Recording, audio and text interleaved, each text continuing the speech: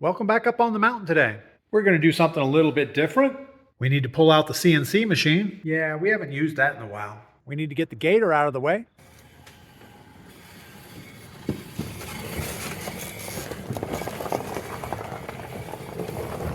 Did I tell you we spent a little bit of time and cleaned the garage yesterday? Everything is kind of put back where it belongs. That'll last about 4 days. Probably not. First thing we need to do, a little house cleaning. Perfect. So let's go ahead and swap this one out. So you can see the difference. This is the 1/8 inch cutting ball nose, and this is a 1/4 inch ball nose. I think 1/8 inch will be better for what we're going to do today. So I have my old Lavino ThinkPad hooked up here. It seems to do everything we need. Now the CNC supports two different things. We have a CNC router on this side, and then I have a diode laser on the back side. When we use the CNC router, I use a product called GRBL Control Candle, and it takes G-code programs, and you can control all the stuff right here on the computer, and with any luck, it works. So my brother gave me some boards, and he wants this trap mounted in the middle and some words on there. Unfortunately, this board has a little bit of a cup in it, or a curve, so we may have to run it through the planer to level it up a little bit. But let's get some measurements for right now. So it looks like this first board is just shy of 14 inches and 9.5. We're going to convert that to millimeters and go in on the inside desktop and do a little bit of computer work. So the product I use for 3D signs is a thing called ArtCam Pro. It's a pretty old program, but it does 3D carving and 3D models and all kinds of stuff. So that's what we're going to use today. First thing is to define our material in a width and length and thickness setup. First step is to get us a nice measurement. 13.75 gives me 349 millimeters. And since we're just doing a one-off sign, we'll just work with a new model instead of doing a whole project. And here in the middle, it wants to know how high our material is. And we've already decided that this is going to be 349 millimeters high. Yeah, I know our measurement had a 0.25 on it, but I'm not going to worry about that. And then we need a width measurement, which is 9.75. And that comes out at 247 millimeters. Again, we're just going to drop those little end decimals. We don't really care. We punch 247 into here, and it gives us our workspace. There's a couple settings for resolution, and I guess we could have left it in inches, but in doing CAD and CAM work, I find millimeters work better. All right, so using ArtCam, we're going to go ahead and lay out the letters. And these are engraver font, meaning it's one continuous path all the way through. And I'm just going to lay these out, and I need to get some measurements here on the side, and it's in millimeters so that we have enough room to put this thing in the middle. However that's going to go, we don't know. All right, once we have all the words on the page in our 2D view, we can go ahead and change this to a 3D view, and it gives us a nice little representation of how these letters are going to look. I can zoom in and we'll see that they are carved into this material. So that looks pretty good. The next step is to set up our material thickness. So I just went ahead and set it at 10 millimeters thick, and our model is going to sit right in the top part here. So it looks like it's going to be about a 2 or 3 millimeter depth at most. We don't know if that's good. And when we set this up for carving, there's many different ways we could do this. But what we're going to do is a machine relief toolpath. And what that's going to do is it's going to take that 1/8 inch bit and carve up and down and make it look like, well, something good, we hope. And there's some options over here. We're going to machine the entire relief or selected vectors. We're going to do selected vectors.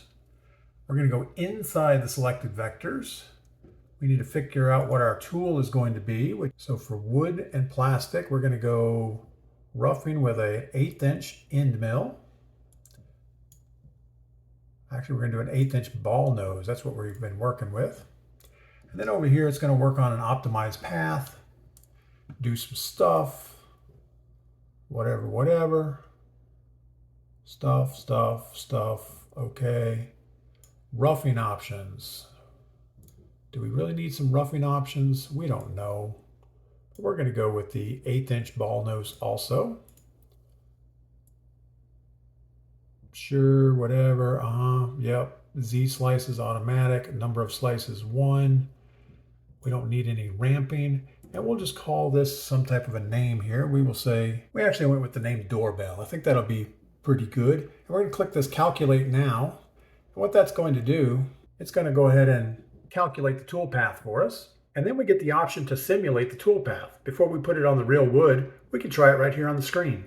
And the way we do that is just click on the toolpath, and there's an option here that says simulate the toolpath. If we click that, it gives us a dialog box. We say simulate, and it carves it out for us and lets us see what it's going to look like in a piece of material. That looks perfect. Let's export this and go cut it. Now I have a network share over here that I call CNC Toolpaths. And if we store it there, when we go out in the garage, I can just have the laptop find that share, load the toolpath, we should be good. So the first thing we need to do is move the router head to the bottom left corner of whatever the wood is going to be.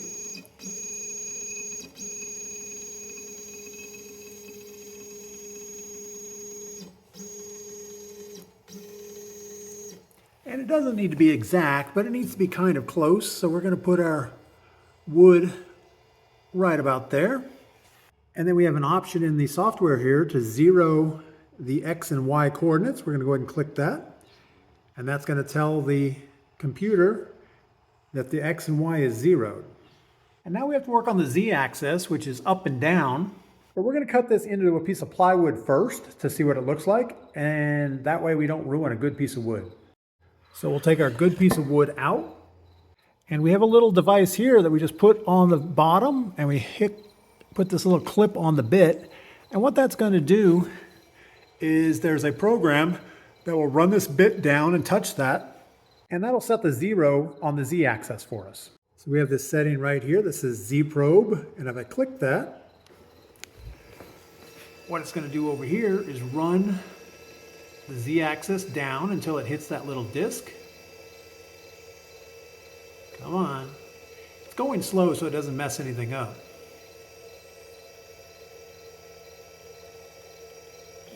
Perfect. And what that did is set the Z to 0, and then it moved it back up to 17.5 millimeters. We can get rid of the Z probe, get it out of the way. Oh, come on, get out of there. And I have this little high-tech storage area right there for it. Just put it right in the back. We've got to make sure this cable is not anywhere where it's going to get snagged on something. All right, I think we're ready to test cut. All right, so I think I have the router on a relay. So as soon as I send the code from the program, the router should fire up. Let's see if that works.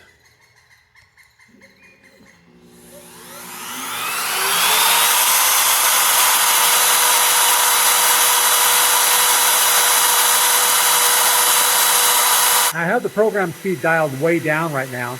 You never want to start out fresh with everything at high speed. You could snap a bit off pretty easy. Right here we have some override controls. And I have the feed rate set at 27%. I'm going to go ahead and see if we can turn that up.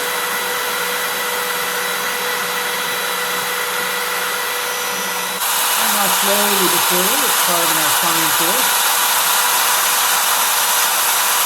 We're going to go get a fresh cup of coffee and come back and check this in a few minutes. See how our test run did. Now here in the software, it kind of gives you a live indicator of what it's currently working on. Over here at the top, you can see the work coordinates moving away as it's moving things up and down, left and right. And then we have to decide, is that deep enough? We could always offset the vertical axis a little bit to push it deeper where it does the carving. And I think we might do that, mainly because this board is not perfectly flat. We don't want the letters to be less than perfect. All right, we're perfectly happy with the initial test cut. So we went ahead and re-zeroed the corner. We've re-zeroed the Z axis. And I moved the Z down just a little bit, so we'll get a deeper cut. We've also reset our toolpath. I think we're ready to start. So all we have to do is click the send button right here.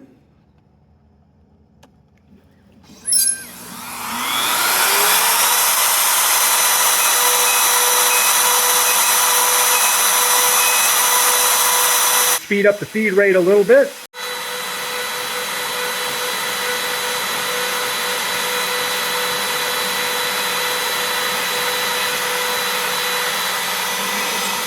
%106% seems about right.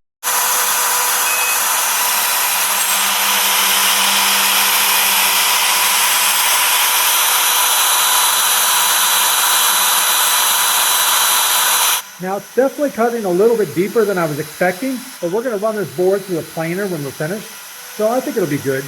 We'll come back in a few minutes and take a look at it. I know we didn't talk about it at the beginning of the video. Genmitsu Pro. I don't know why it's called a Pro, but it works pretty good.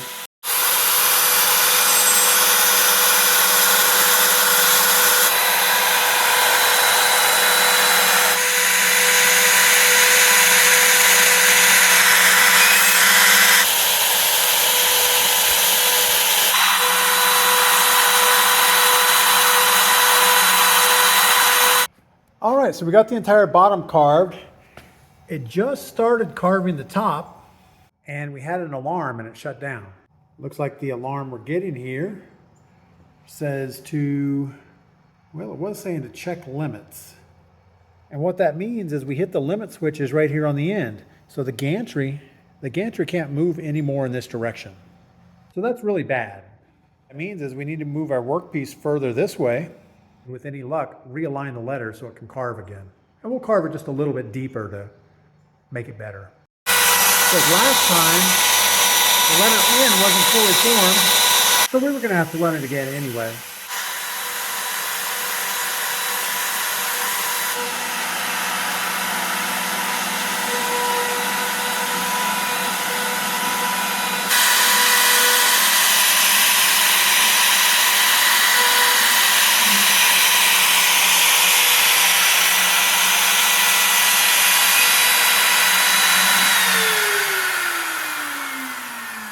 All right, that's it for the easy part.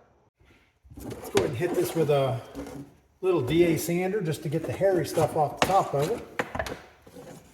Get this thing out of the way.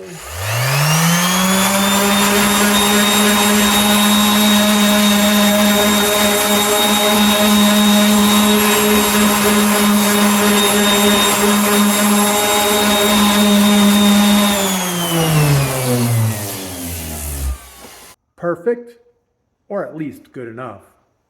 All right, for this next step, we're going to take this dried out can of paint and our little artist brush, and we are going to try to fill in all these letters. See how this works. It's not super critical. We just need to get a little bit of paint down in there. I really wasn't very good in art class. It's like my inner Bob Ross coming out here. We're painting happy little letters.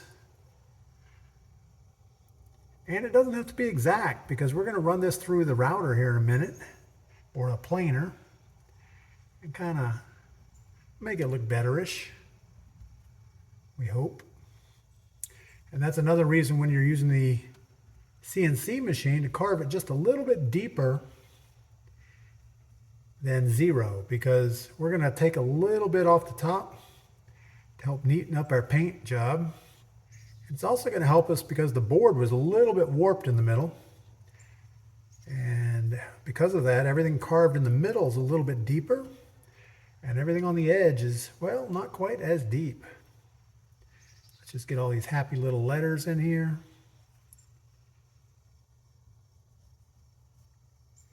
This is a good job, you know, if you have a kid or a grandkid that needs something to do, you can get them to do the painting. Now we're just hoping this is going to come out. And since it's for my sister-in-law, I'm not really too worried about it. No matter what we do, she'll say, "Oh, that's wonderful." She treats us like a toddler. Now also, I probably didn't choose the right spacing for these fonts. We should have moved the letters apart just a little bit more to give a little more room for the router bit to go between them, because I can tell the letters look like they're kind of pushed into each other.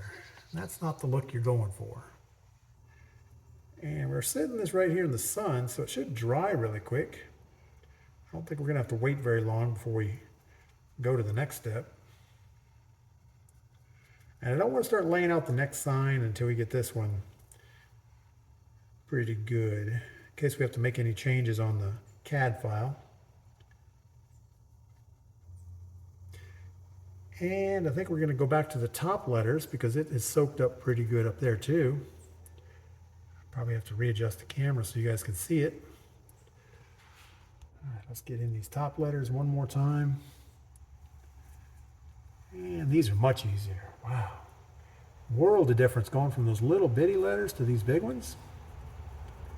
We almost know what we're doing up here. All right. Can't imagine this is going to come out good. But we'll see. We did have a little problem when we cut it on the CNC. We ran out of space the first time and had to reset. And it's super hard to get everything set back exactly in the right spot. But we did as good as we can. You just got to lower your expectations a little bit. All right. That looks good-ish. Better-ish. I don't know about good-ish. All right, so we let this dry for about 13.8 seconds.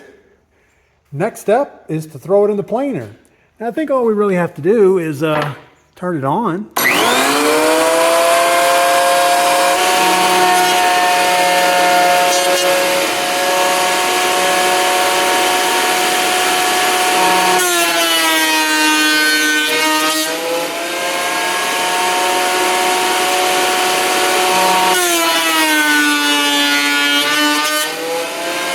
So this came out pretty well. It says welcome, got a big space in the middle, and then it says press button, we'll hear you. Yeah, now we need to put some clear polyurethane on it, or maybe some boiled linseed oil. So my jar of boiled linseed oil kind of looks like the Vaseline jar in the movie Kill Bill. It's a little gross. All right, all we're going to do is wet our paper towel and wipe this into the wood here real quick. It's not a lot of rocket science to it. I think we'll blot it into the numbers, or letters, because I don't want to smear that black paint if it's still wet at all.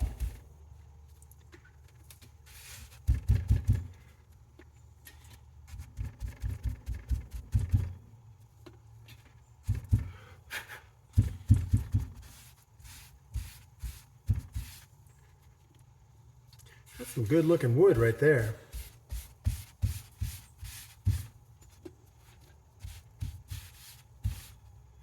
Almost has a bamboo look, but I know it's the wood's called poplar, and I guess I've heard it called tulip trees also.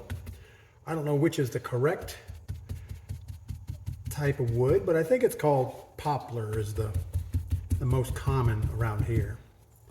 But the leaves do look like a tulip, so I can get how that might be a thing.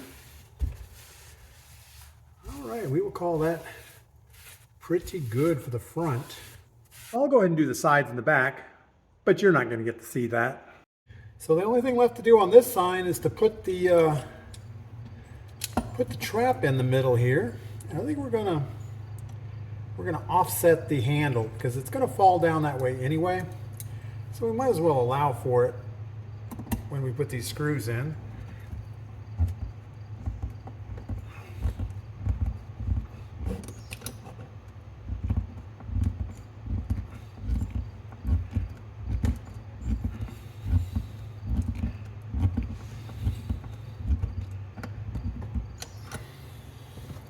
Screws are a little bit longer than I was expecting, but that's okay. They'll be fine. What can go wrong?